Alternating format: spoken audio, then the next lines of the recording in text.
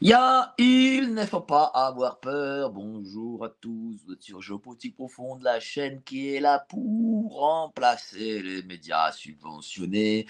Je vais parler de Harry, de Trump, de Schwab, encore de Schwab, comme évidemment Apolline de Malherbe n'osera jamais le faire. Ah bah tiens, déjà j'ai le fin mot de l'histoire.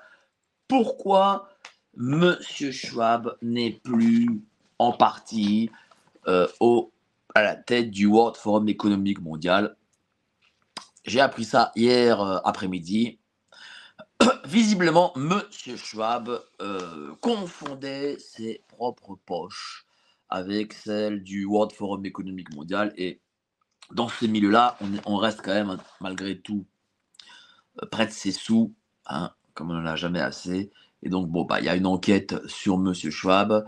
Visiblement, ils ont voulu le faire partir en douceur et voilà, sans esclandre. Donc, il y a eu cette fameuse démission. Bon, après, il a 88 ans, ça va, hein.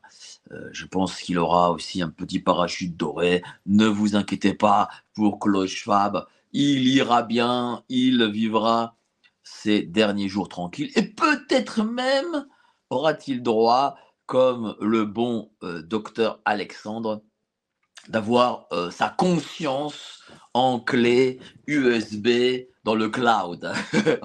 Voilà, donc il aura ça. Ne vous inquiétez pas pour Cloche Fab. Donc voilà, il a pris un peu d'argent. Bon, bah c'est comme ça. Hein,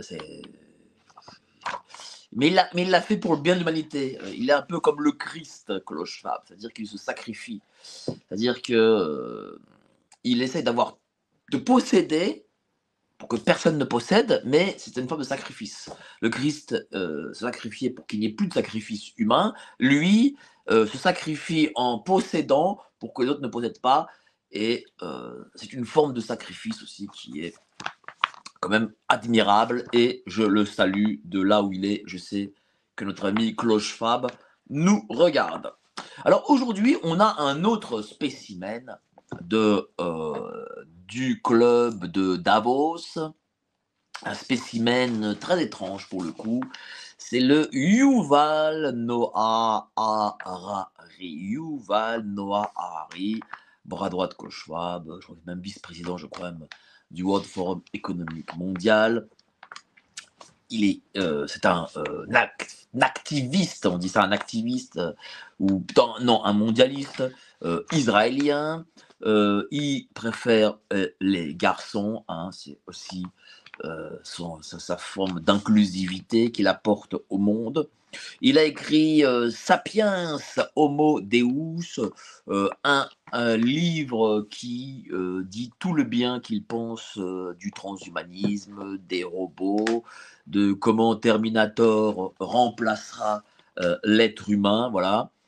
Et puis, bon, enfin, malheureusement, c'est pas très bien écrit, c'est pas très bien sourcé. D'ailleurs, des scientifiques reconnus comme l'anthropologue David Graeber ou l'archéologue David Van Gron disent que bon bah scientifiquement son livre est nul à chier quoi.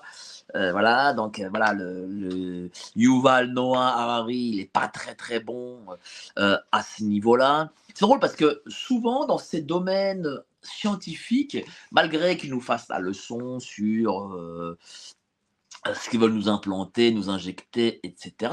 Eux, par contre, ne sont pas très très bons, hein. Lorsque l'on pose des questions euh, à, euh, à tous ceux qui connaissent réellement, à tous ceux qui étudient réellement, à tous ceux qui travaillent réellement dans ces domaines spécifiés, eh bien, bon, bah, souvent, bah, ils trouvent que les gars là, du World Forum économique et tous ces gens liés à la mondialisation sont assez médiocres. Mais bon, eux se voient génie. Bon, bah, c'est comme ça. Harari, je le dis, qui est-il exactement? C'est un type qui impose le mondialisme sous couvert de science. Voilà, pour lui, la science et le mondialisme, c'est une même face. Il explique la mondialisation, alors pas la mondialisation spécifiquement économique, mais la mondialisation globale, la globalisation plutôt, si je puis dire, de manière scientifique, que les États, bon, bah, c'est pour lui obsolète, que les États en réalité doivent se dissoudre dans ce qu'on appelle le fameux gouvernement mondial qu'avait déjà théorisé, rappelez-vous, le bon Jacques Attali, la morgue Jacques Attali. Voilà, quand vous voyez Jacques Attali, vous voyez une morgue, hein, c'est une pure porte de prison. Mais il avait déjà écrit en 79, il avait théorisé ce fameux gouvernement mondial. Ça, c'est le rêve de ces gens, de ce fameux gouvernement mondial. Lui, par contre, il rajoute une petite touche en plus, c'est la promotion du transhumanisme dans le nouvel ordre mondial. C'est quand même fou. Moi, je trouve quand même dingue que un type comme Harari, je pense qu'il a des problèmes d'identité culturelle parce qu'il est israélien, mais il est antisémite, voilà, donc c'est assez bizarre. Mais ça arrive. Et quand on a, en plus, sa famille vient de Pologne, j'imagine que sa famille a dû échapper à des camps de concentration, etc., et à la barbarie nazie. Mais quand on vient de ce quand on a ce passé familial et qu'en fait, on est dans le transhumanisme, c'est-à-dire quoi?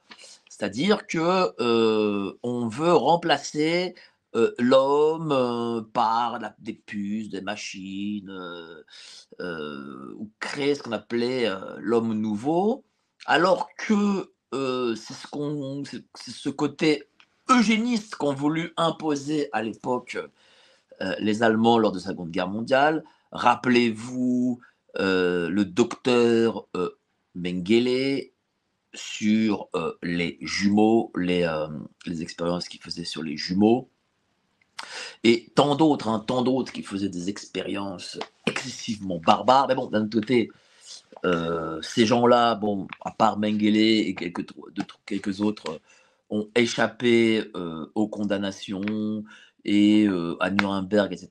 Ils se sont retrouvés scientifiques parmi les meilleurs en Amérique et en URSS.